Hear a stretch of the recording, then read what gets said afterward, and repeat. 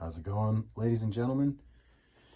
This is just going to be a quick continuation of the other what's on the inside video. So I showed you what is in the back of this bad boy and what we have going on. Now I'm going to show you the control panel. When you get this thing, it comes stock with whatever. Like, I added the handles on the back, and the only way to really open the control panel is over on the sides, and there's not much.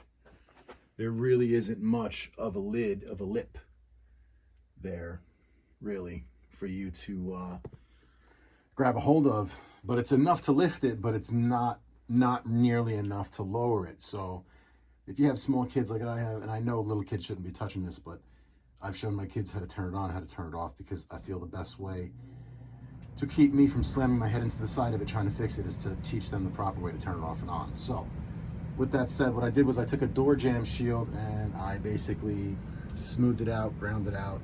I cut the shield part at the bottom, painted it pretty shittily. I don't really care. I just wanted it to be on there. It's flat, it's flush, it gives me enough to lift it, and more importantly to lower it without having to basically rip my fucking finger off, because this thing comes down, it comes down like a guillotine.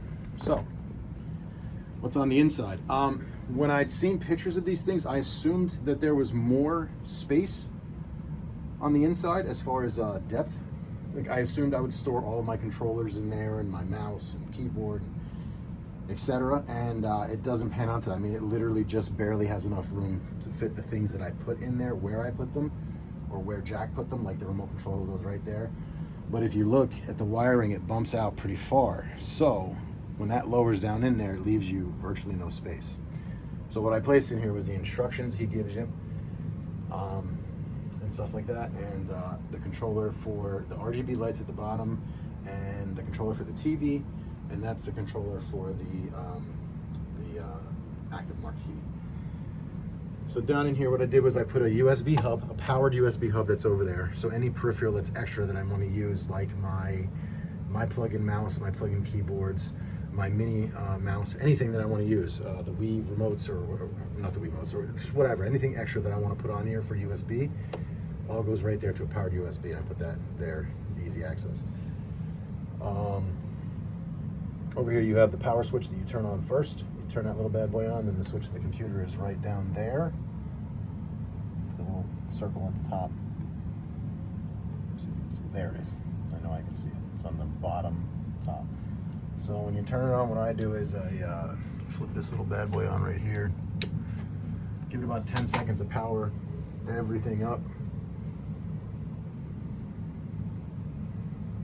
Okay. This is what all the switches. I got 16 switches for all of my bitches. It's all right here. So these are all the wiring. This is everything. I mean, I got the 8-button player 1 and 2. I got the 4-button player 3 and 4. I got the spinner. I got the flight stick, the 4-way joystick, and I've got dual joysticks as well. So yeah, Jack wired this, or Jack's wife did an amazing job wiring this all up. So then after I make sure there's power to everything else, I turn the PC itself on. I got my volume control knob. It's right there. And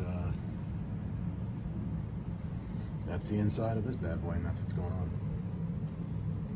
Any questions or whatever, hit me up. Like, subscribe, let me know what you think. Peace.